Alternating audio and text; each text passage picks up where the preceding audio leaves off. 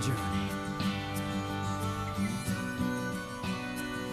to find the way home, and I think we need each other. Why don't you take my hand and let's walk together? Take my hand and try. It's a long road, we can walk it together. Take my hand and try. Hello and welcome to another episode of Life Now. I'm your host, Marty Carroll, along with my wife and co-host, Michelle. Michelle, how are you today? I'm good. Good. It's a rainy day outside. At the taping of this, we're in the middle of Tropical Storm Cindy. And so lots of storms rumbling around the state and the south, a lot of stuff going on. But we caught a wave and rolled on in here, get this thing recorded for you guys. So glad you're joining us. And Life Now is just a program about just that, life and what's going on and the struggles that you may be dealing with. We're here to offer hopefully some insight and some guidance, some spiritual directives that will help you in whatever you may be dealing with. We're also counselors, and we have offices here in West Monroe. We would love to sit down and talk with you if you ever have anything going on you'd like to talk about. Phone number 537-0378 for appointments and contact us. We take all major insurances, and just love to sit down and talk with you and see what's going on and see how we can be of service to you. Tonight, we're going to be discussing a topic I think that is very prevalent in our society today. And it seems to almost to be like a trend. And it's one of those thieves in the temple that we've talked about in the past. And it's the idea, the concept, the thief of fear. And we are seeing a lot of fear. That's often associated with anxieties. Of course, we know that anxiety basically is a fear of something that's undealt with in your past that emotionally is creeping up, trying to come back into your life. Maybe it's some unfinished business, some things you need to deal with, or it's a fear of what may be coming up in the future, in the next days or the next year. That's usually what provokes some type of anxiety, even the generalized anxiety. It's just a sense of fear, maybe an unknown that we're dealing with. And we seem to be facing a lot of that. I mean, you guys probably see the headlines. We try to watch the headlines maybe once or twice a week, try not to get too caught up in everything that's going on. But so much of what is propagated through the media is so much fear-based. And it is creating a widespread sense of anxiety and fear. Everything from all the ISIS stuff that is going on to things that are going on right here in our own country with the politics and different things. Right now, as we talked about, the tropical storm that is moving through the state, that has produced a lot of anxiety, especially in the south. People are wondering what's going on, or the flooding, what's going to happen. That can produce a lot of fear, and so we just thought that might be appropriate to deal with tonight. And fear, it doesn't know age or sex. It has no favorite. It attaches itself to us all. And the one thing that we do know is God has not given us a spirit of fear, but He has given us a spirit of a sound mind, a spirit of love. And we also know that the Scripture says that perfect love drives out all fear. So I want you to know there is hope. There is hope in dealing with this enemy called fear. Have you had any fears of late? Have you had to confront any fears with folks you've been working with? Well, yeah, I mean, personally, well, as you know, our house got broken into this past weekend. And so there was a moment, where I got caught up in the fear of what if he comes back, or what did he take? We had gone to West Carroll to see our parents for Father's Day, and got a phone call from Ouachita Parish Police Department saying that our home had been broken into and we needed to come home immediately so that we could give them a list of items that were missing. So of course on the way home my mind starts going into this, naming off all the things in the house that he's probably taken, or she, whoever it was that broke in. And so we, I don't know, yes, there was a moment of just intense fear that took over. And then, right in the middle of spouting out all of those things, I stopped myself and I said, I will not fear these things. God is bigger than this, and I will not let this rob me of my joy, of my peace. Yeah. I will not let that screaming voice in my head of, all the stuff that could go wrong and that could be missing, that I was just not going to allow that to be louder That's right. than the voice of God. That's right. And in that moment, I just began to worship and give Him thanks for the fact that we weren't home and we were safe. We didn't get harmed. And there was a peace that came in that moment. Even though, there was fear involved, God gave peace in the moment. So, yes. And it was an immediacy, too. I remember as we were Yes. talking, you were, the worry that was beginning to build, and you just stopped. You just stopped in your tracks and began to declare, no, no, no, no, no. Fear, you're not going to take my mind. Right. Devil, you're not going to begin to plant all these thoughts in my mind that get me all worked up and worried about something that we don't even know anything about yet. Right. Just knew very simple details at the time, didn't know everything about it, but once we got home, you just continued to declare that, and it wasn't near as bad as what it could have been. Exactly. Very, very blessed. And even that night, there's that sense, and a lot of you guys who have experienced some type of crime, that's another thing that can produce fear. Those of you who have had that happen, you've been robbed, or you've had the space that you lived in broken into, it's a very disconcerting feeling. Oh, yeah. It's like, oh, wait a minute, somebody else has been Yes. here, Yeah. uninvited, and we're not here, and it's a strange feeling.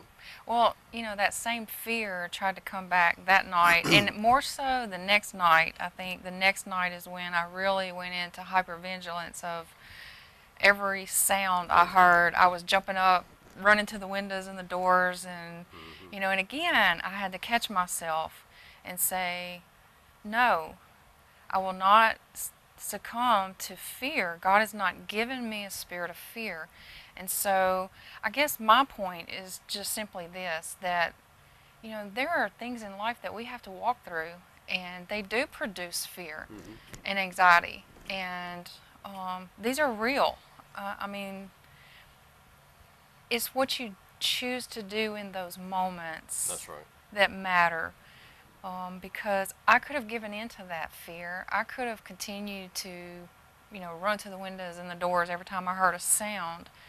On the way home, I could have continued going into that place of, what if he took this, and what if this is missing, and what if that's missing, and but I didn't. I stopped myself, and I chose to declare the truths of God's Word over my life, That's right. over our home, over my spirit, and over what I was believing in that moment. Because we've said many, many times that what we believe about something drives our behavior.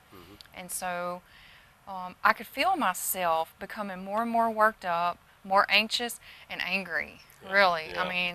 If you want to get down to the nuts and bolts of what I was feeling, it was really anger. Yeah, same here. And I could feel that just rising in me. It was getting just more and more. But I stopped in the middle of that rant and just said, no, you know what? This is not what the Word teaches me. And the same thing 2 nights later, when I kept hearing every little bump and creak of the house, and and I'm jumping up and running to the windows, and I don't know, about the 30th time I did that, I said, okay, you know what? God has not given me a spirit of fear. And I refuse to let fear creep in and be a prisoner in my own home. That's right. I just refuse to do that. So. Yeah. And you looked at me, and I'm in that deep slumber, and you're like, how can you sleep? Why aren't you up? Because you could sleep through anything. I could sleep through a tornado. Yeah. But I was searching for that same, just going to rest in this. And we've talked about so many times, there are things that are beyond our control. The idea, and you said it so well, the idea of control is such an illusion. And there are things that you're just not going to be able to control. And I love the fact that you pointed out there are going to be things that you're going to go through that are going to produce fear. And we know the Scripture says God has not given us a spirit of fear, and that is true. But it doesn't mean we're not going to go through something in which fear gets produced. Well, I think And we have to differentiate, saying, okay, externalize the fear, say, here it is out here, but I'm not going to take it in. right, and I think for most Christians that they get confused on the fact that when they start feeling fear, you know, that they start thinking, well, I'm not supposed to feel this. Why am I Right. feeling this? Why is Right. this situation producing fear? Well, you need to understand that you're going to go through things and you're going to experience fear. I mean, it's just a part of life. Right. It's what you choose to do in that moment. Are you going to choose to allow the fear to penetrate and take you to that place of anxiety and worry? And are you going to let it, well, as we like to say, are you going to let it into your heart? Because what's in a man's heart is what comes out of his mouth. And so as a man speaks, That's right. and so, you know, you just need to understand that as a Christian, you are going to experience things in life that's going to cause anxiety and fear and panic and depression and all of these different emotions that we were born with. I mean, God made us this way. But And it's our job to respond to them, not Right. react. And that's where we get in trouble, yes. is when we begin to allow that to soak into those parts of the brain and into our heart, and we begin to react to it. Yes. And we're not thinking rationally. We're dealing with irrational, thoughts at this point in time because we're driven by emotion. So we have to be real careful of that, because that's where we get in trouble. What we do in the face of it. Let's take a look at one of our favorite characters, and just a tremendous story. And you can find this in 17th, 18th, 19th chapter of Kings. And of course, it's the story of Elijah. Elijah was a mighty, mighty prophet of God, had seen multiple miracles, had stopped the rain, had called down fire from heaven upon, water-soaked altars, had destroyed the prophets of Baal, all of these things going on, and he's, got to be on top of the world. And, after all this is said and done, he outruns, the king back down, to the The city. chariots, Yeah, the horses. yes. I mean, he outruns the horses. Yeah. Yeah, a good 20 miles, it's estimated, down that mountain to the city. And, and word gets back to the queen what has happened. And she says, may the gods deal with me if I don't have your life by this time tomorrow. I'm going to kill you. And what does Elijah do after all of this great and mighty things that God has used him to be a part of? He runs. He runs. And we find him somewhere under a bush, sleeping, crying out, I'm tired, I don't want to live anymore, I want to give up. How many times have you been there? How many times have you been in that place, driven by fear, just wanting that relief? And it could be any type of fear, because we see it all. Again, the way things are in the world, the financial issues that are going on, emotional issues, marital issues, the relationships with kids, relationships with people in general. Just so many things that can produce these fears that make you just want to throw your hands up and say, I'm tired of this. And we know that an angel came to him and said, wake up, fed him. He went back to sleep, fed him again. And then he got up and he went the wrong direction and went and hid out in a cave. And the Lord came to him saying, what are you doing here? What are you doing here? And I think many times the Lord is, looking at us in the face of different circumstances that we may run into. And when we run and we're hiding in that cave, we're hiding in that dark place. Cave's always a representation of darkness and depression and isolation. What are you doing here? Really, what are you And doing really, here? as a Christian, I mean, how many times do we do that? How many times do we run after God has woke us up and fed us? I mean, if you go back and you read those scriptures, he made him a cake and put it by his head Right. before he woke him up, okay? And he gently wakes him up. It's not a kick and, hey boy, get up. Right. It's a gentle, he bakes him a cake, and then he wakes him up and he tells him to eat for his strength. I want you to eat. And so God did a good thing for him. and he eats it. Mm-hmm. He obeys the Lord and he eats it, but then he runs Mm-hmm. in the opposite direction of where Right. the Lord told him to go. And how many times as Christians do we do that? You know, the Lord blesses us day in and day out. Just the fact that we get up and we take air into our lungs. Mm-hmm. The sun comes up, the sun goes down. There's so many things that we can give thanks for on a daily basis. Mm-hmm. And how many times as Christians do we, when we're walking through something, that we look up and say, God, why me? I mean, where are you? Why didn't you fix this? Or, you know, where are you during this? Right. How many times do we gripe and complain first? And then how many times do we allow the Lord to minister to us, and then yet we run in the opposite direction? Mm-hmm. And again, I'm a realist. I like to bring things down into a right here, right now, Make it everyday real. life Right. lesson. And so, you know, when we got robbed, I mean, there have been several things that had happened to us throughout that week Mm-hmm. that it would have been real easy to just go, really, God? Really? Yeah, the wind had been blowing that week. Yes. The enemy had really been hammering on some things, whether it's trying to get under our skin, Yes. and that could have been the real coup de grace right there. That could have been. And I am quite sure that that was the intent Oh, of absolutely. the enemy. I am Absolutely. quite sure that it was. Mm-hmm. I mean, because, you know, I know there's probably a lot worse things in life, but the fear of knowing that someone's been into your home Yeah. and been rumbling through your things, you know, even 2 days later, I'm standing in my bathroom and I'm thinking, he was in here. I mean, he was standing right here, and you know, it's an eerie feeling. It just is. It's and it can leave that fear and panic and anxiety and worry in you. One of the great things about, I think the Lord allowed us a moment of humor in it, in that when the police called us Yeah. and said, you know, that they had picked the guy up, and all they found on him was a bottle of Smart Water. And did we have Smart Water in the house? Well, yes, we keep bottles of Smart Water on top of our refrigerator. Yes. So he's been dubbed the Smart Water Bandit.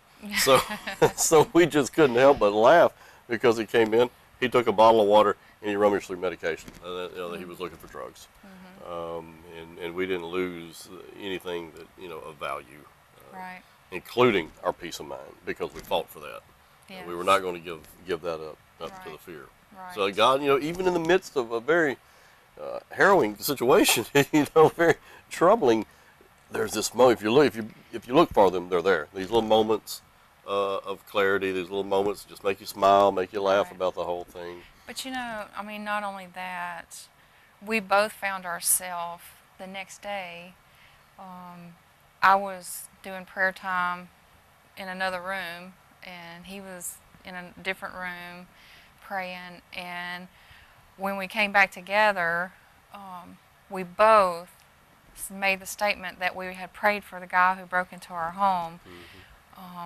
And my statement was this, you know, it's really sad. I mean, this guy's going to go to jail for a bottle of water and antibiotics and seizure medication because I don't keep any type of drugs in my Right. home. Right. And the Lord just began to burden the both of us for his soul, and we began praying for him. To the point where we may actually go visit him Yeah. and tell him we forgive him and try, you know, share God's love with him, because that's the bottom line of all this. You know, we're not going to. That's the spirit of love. That's Right. the perfect love that came in and drove out the fear. Yes. You know, the love for him as a human being who God created with a soul, who needs to be saved, and so there entered that perfect love. You know, that God gave us and drove out the fear completely. So how about you? You encountered any moments of fear? Well, yeah, I had a couple moments of fear. She's setting me up, by the way, because this is just, you know, some people may say this is TMI. Well, isn't that what wives do? That is what wives do. But don't fear them, because it's all for, you know, it's all for good. No, I had a kind of an interesting day, and I had a real moment of fear this morning. Got up early as I always do, getting ready for work, and and got ready, and we had purchased some new vitamins that we were going to start on today. And so as I was finishing getting ready in the bathroom there, and I took my medication, and I saw this bottle sitting on the counter. I go, oh, that must be the new stuff that we're supposed to start today. So I pulled the top off and got me a couple and took it, put it back, went to the kitchen to make me a bowl of cereal, and I noticed that no, the new stuff we were bought was actually sitting on the kitchen counter because it was still wrapped up, and I was like, oh no, what have I done? So there was this moment that I was like, what have I taken? And so I picked up the new stuff, and I got as close to it as I can. You guys know I can't see, but it had some pretty big print on the bottle, and I got as close to it as I could, and so that was the vitamin. And I go, huh. So I go back to the bathroom, pick up that bottle, come back in under the light, got as close as I could to it, and it said colon cleanser. So I was like, wow, now this is going to be a day, because I knew I had a full schedule. When I tell y'all I have a full schedule today, I had a full schedule today. 7 or 8 patients, back to back to back to back to back. And I'd just taken 2 really big colon cleansers. So I had a moment where I was like, this is going to be really fun today. So yeah, so I had a moment of fear in it, what did I take? And then when I realized what it was, I got even more fearful because I knew this was going to be more of a busy day than I really anticipated. So there you have it. There was my moment of fear. But the blessing is, there's a blessing. At least it wasn't my hormone medicine. That's right. I could have took estrogen and been more sensitive than my patients today. So that that could have worked out really bad. They did, like Kenny said, they'd be counseling me. Yes. I don't know why I feel so sensitive today. So anyway, it worked out good. And for my bet, I'm a better person for what I went through today. So it's all good.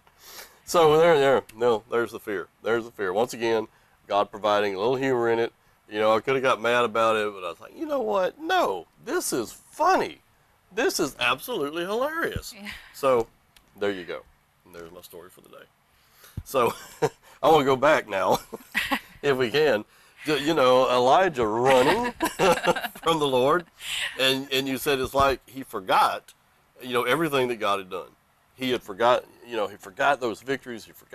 He stopped the rain, he forgot, he called down fire, all of these things. And we heard someone share this acrostic for fear. It can be one of two things: forget everything and run, which is what Elijah did, or fear could be face everything and rise. Yes. And we just thought, when we heard that was so powerful.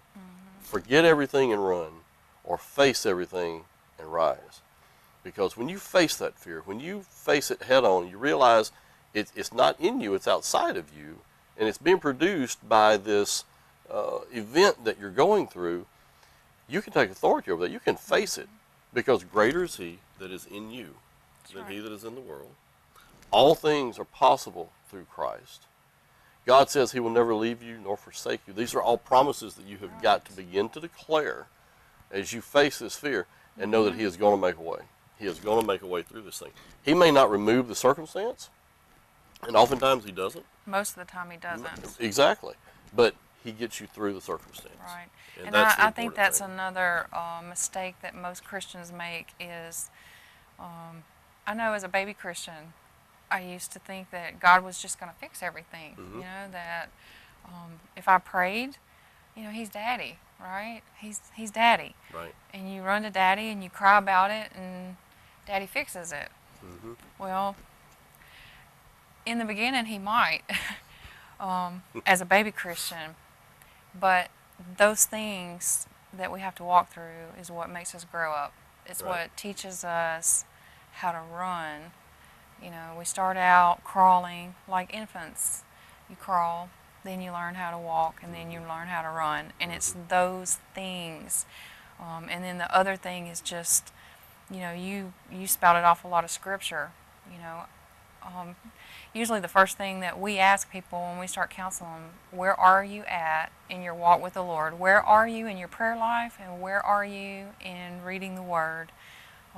It's very important. Feed yourself the Word so that in those moments that the enemy comes and those emotions begin to rise up, like fear, anxiety, doubt, depression, all of those negative emotions that we must go through on a daily basis, that's when those scriptures rise up from within you. That's when you begin to understand that you have fed yourself the meat of the Word, and in those moments, that meat comes back and sustains you through those moments of life. And I don't think we can emphasize enough that should be one of the first things you do every day. It should be a part of your daily routine. Yes. God has prepared a cake for you, and it's there every day, and it's His Word. Right. And we have got to be in it because there is life in it, there's power in it, and so it is there. And if you choose to feed on that which feeds your faith, then that's going to make you a stronger person to overcome the fear. And if you neglect what God has prepared for you to feed your faith, then you're going to be feeding the fear. So whichever one you feed, that's the one that's going to be the strongest in your life. Right. So, you can sit and meditate on the worries. You can begin to create all these scenarios that could take place, whatever your situation may be. And now you're getting into vain imagination that's building up in your mind, that stuff that hadn't even come true. It doesn't even exist. You're creating these irrational thoughts and irrational realities, but you begin to live in such a way that that's what happens. Right. So feed your faith. Do not feed the fear. Right. Very important. And we heard a great sermon about, framing your day, starting your day. How are you going to frame your day? And when you frame it with the Word of God, it just gives you this framework throughout the rest of the day to walk in what the Lord has fed you that morning. It gives you a whole new perspective. And that's what He does. He changes your perspective. If you begin to take in the Word, it changes your perspective. And folks, there's a whole lot of loud voices out there. There are a whole lot of voices in the world that are yelling at you, and it's the voice of the enemy in all different forms, yelling at you. But just like Elijah, God came to him he had the fire and the earthquake, those things. God wasn't in that. God was in the still small voice. And God whispers to you because He's closer than you think. God doesn't have to yell like the enemies do, and all of the doubt and all this kind of stuff.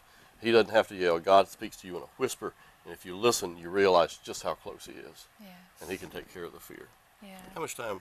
We got about 20 seconds. About 20 seconds. All right. Yeah. Well, hope this has been helpful. Really hope this has been helpful. We want you to be able to take authority over this fear. Do not live in fear. Live in faith, because that's the way He designed you. If we can be of any service to you in counseling, please give us a call. Our numbers are on the screen. And we love you. Thank you for joining us.